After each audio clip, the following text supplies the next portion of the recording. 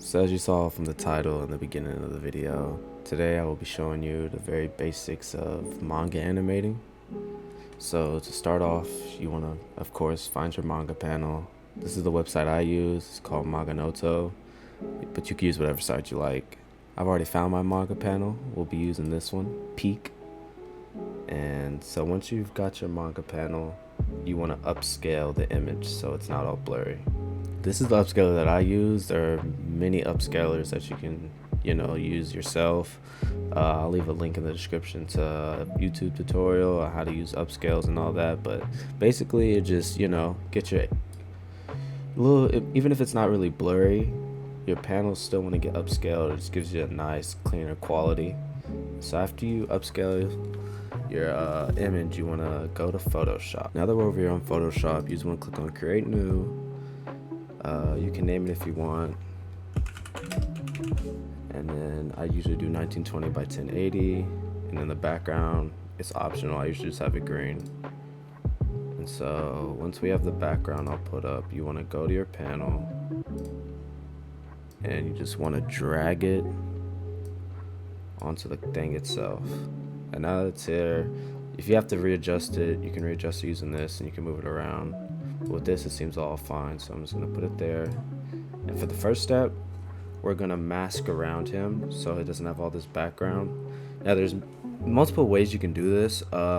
There's the lasso tool right here. You can right click it for quick selection and do that, but I'm not really a fan of that, especially for maybe for regular colored mangas you could do that, but for black and white it's really hard to see these lines, and it's just unnecessary confusion. So what I do is I get the pen tool and I just mask around my entire character like this. Okay, one thing I forgot to mention, before you start your mask, you see I got it all done here. You want to click on the image itself and click this one down here to create the little mask thing. And so once you finish your masking, just click create mask, and now you have your image all by itself.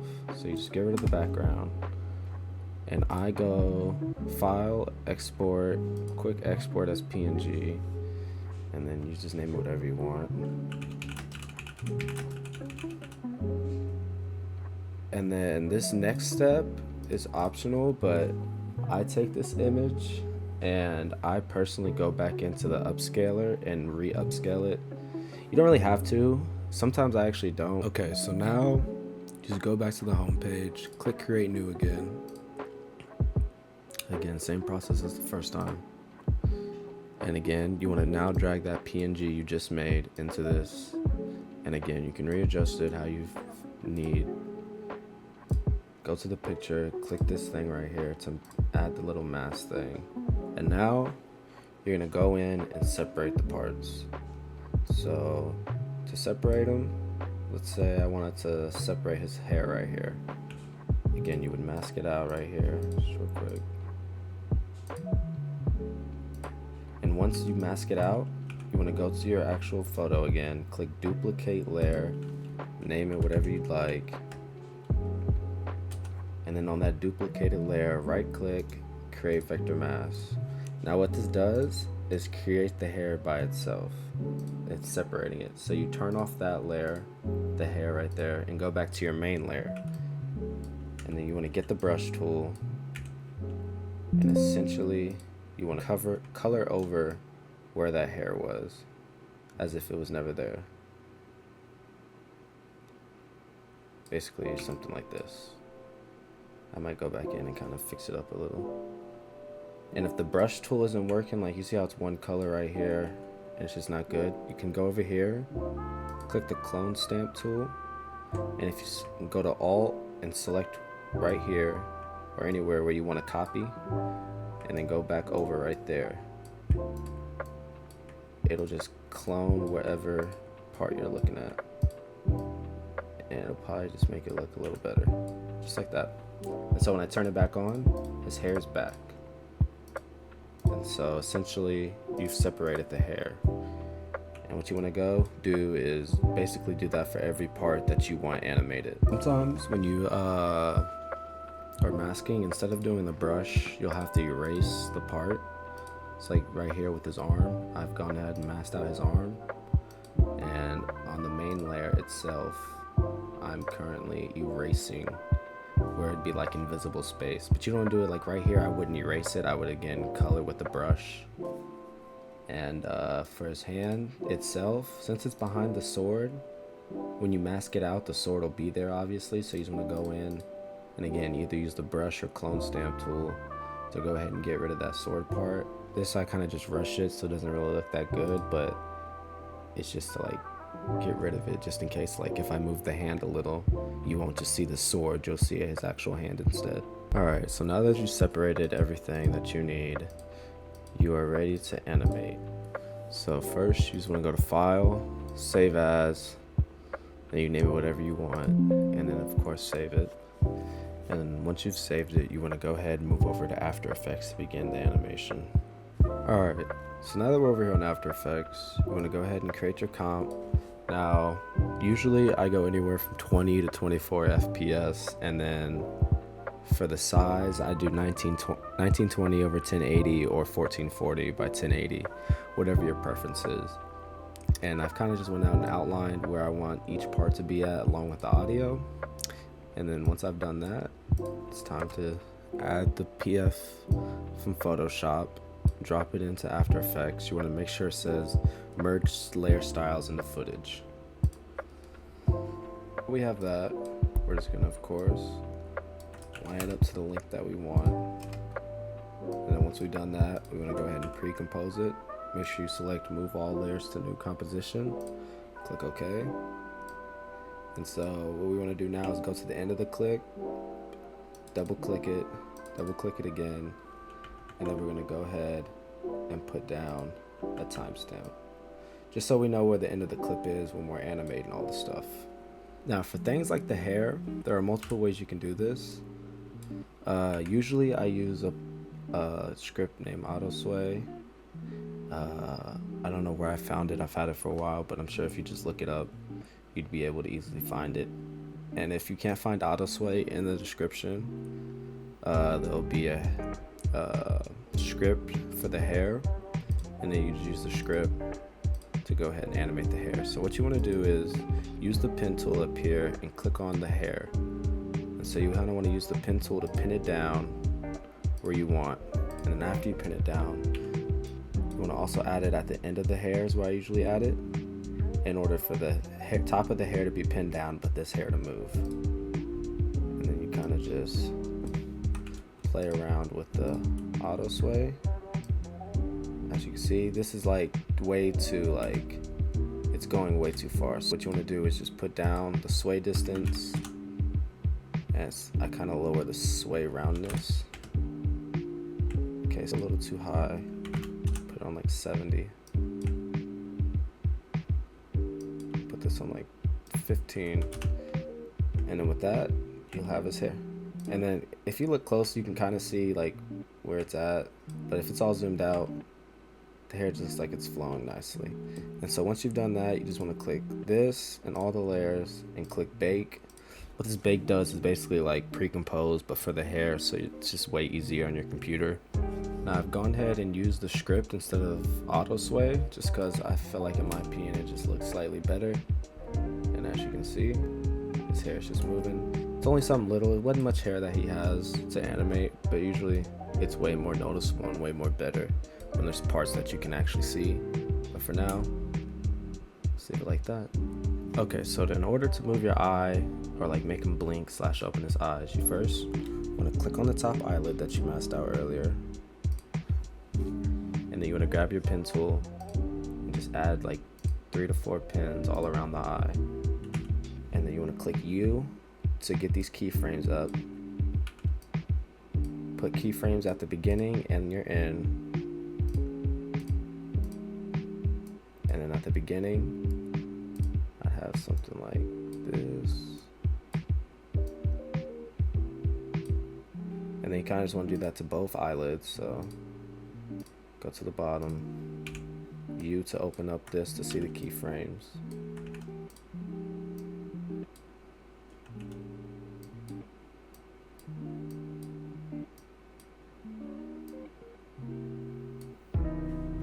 And just like that, his eye opens. So then you just want to click on all your frames, F9 to easy ease them, and then you want to do just whatever graph looks good to you. Do something like this. Just like that, it looks like his eye's moving, so you want to go ahead and do that to both eyes. Alright, now that you've done that with both eyes, it should look a little something like this.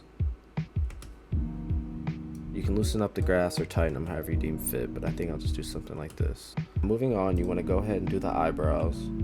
So instead of pen tool, I personally do position. It just makes things easier. So I just lower the position around somewhere like that.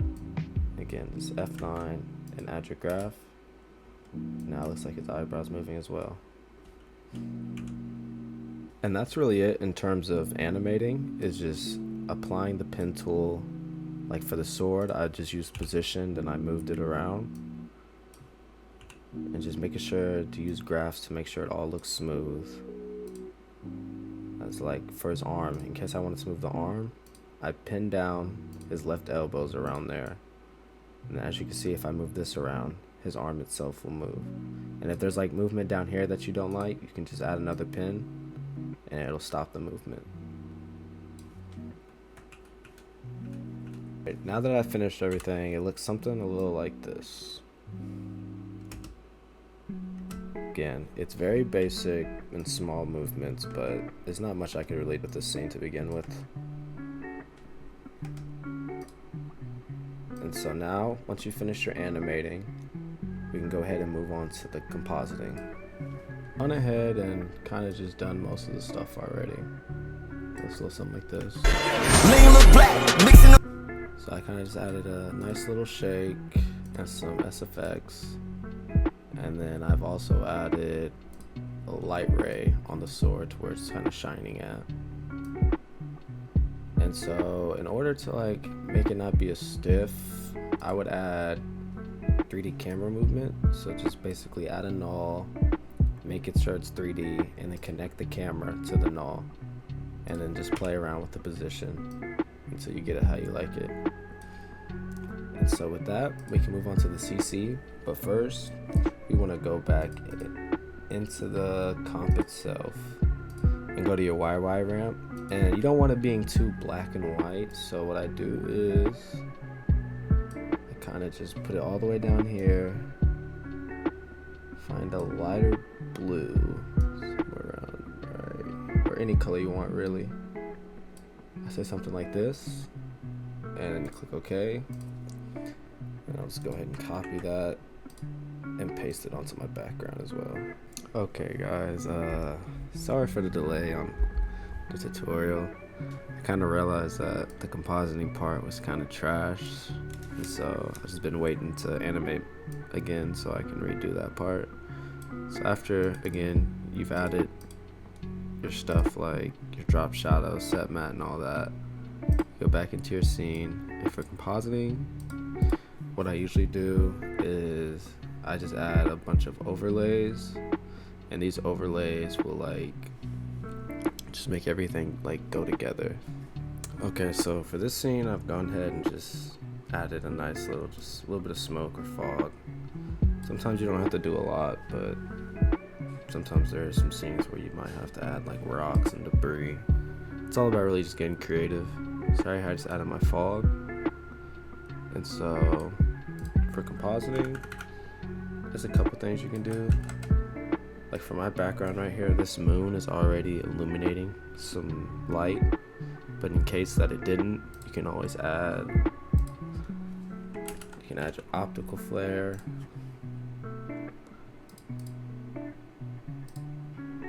and then you can kind of just position that as your light as something like maybe like this, and it just adds that. You see it has that right there. Sometimes like if say he was on the ground, you could add like a shadow. And so a good example of the shadow on the ground I was talking about earlier is right here underneath Sasuke legs and Naruto's right here. I didn't really do a good job on Naruto's, but again, the shadow just kind of adds that little aspect. And so for the shadow, basically what you do is, I'm gonna go ahead and delete that one.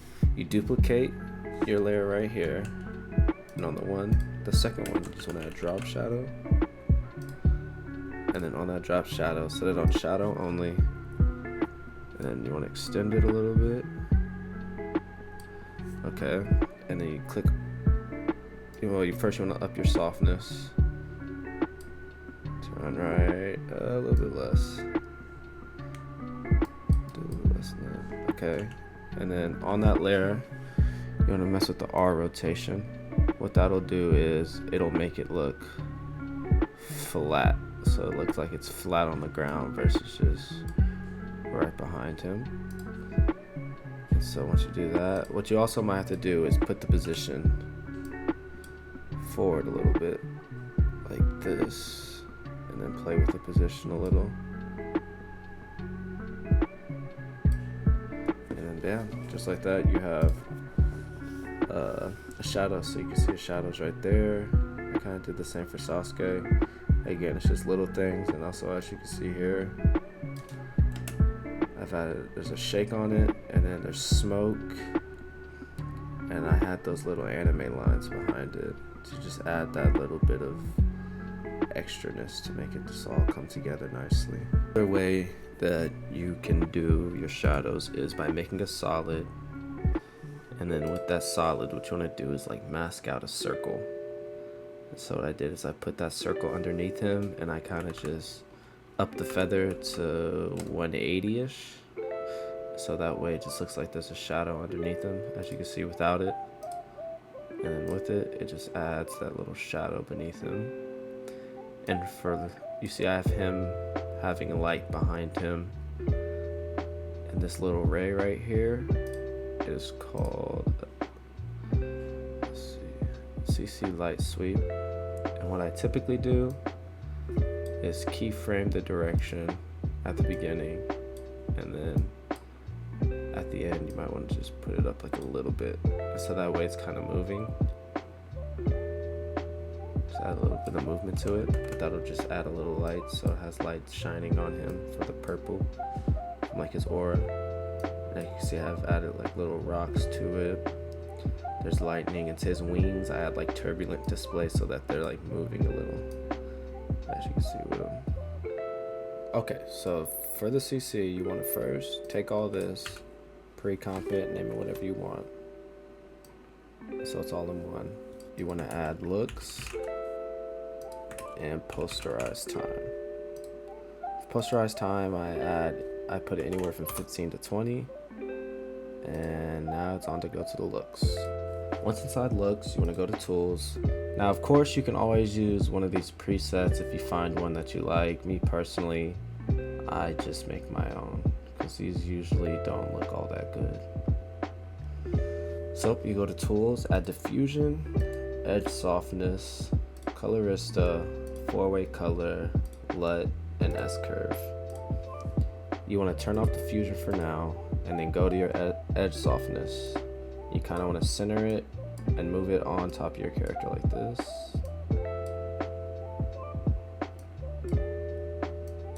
I'll just shrink it down a little bit. Alright, something like that. And then for S-curve, you kind of want to just adjust to it's all from scene to scene. I kind of adjust it as you need it.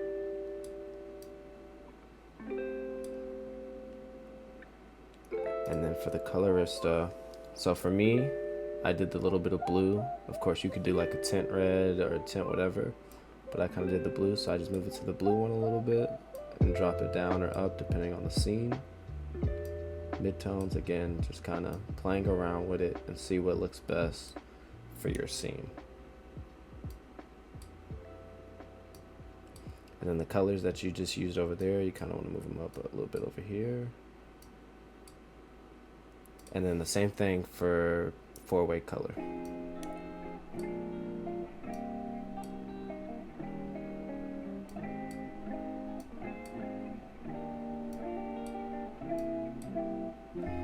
Alright, once you've done that, LUT is also kind of optional.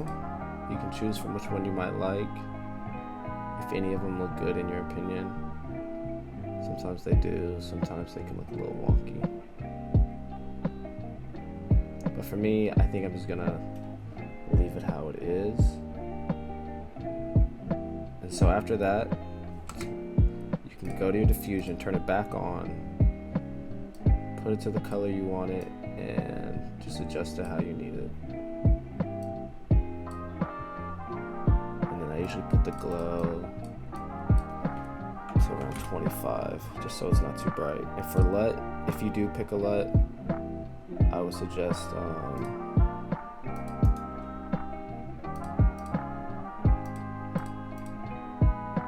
putting it at 75 if you use LUT. So at the end, this is how I animate all my manga. And yeah, thank you for watching. Let me know if I should do more tutorials. I'll probably start posting my edits on here now. I didn't really think about making YouTube until this tutorial. Shout out Scaleman Auto, Eternals. Hey Eternals, if you're watching this, get ready for that MEP. We need you.